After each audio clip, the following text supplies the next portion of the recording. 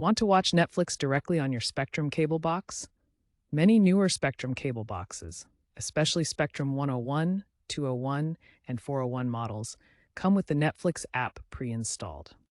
Simply navigate to the home screen on your Spectrum box and look for the Netflix icon. If it's there, select it and log in using your existing Netflix credentials.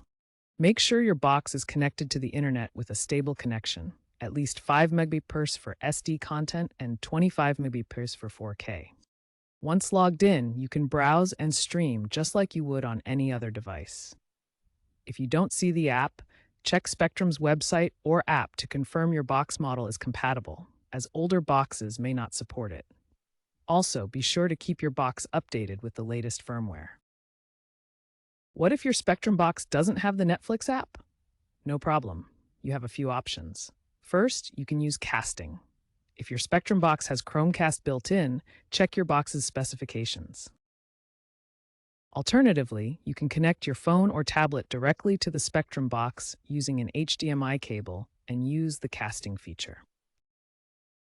Finally, you can use alternatives like connecting a streaming device such as a Roku to your Spectrum box's HDMI port and access Netflix through that device instead.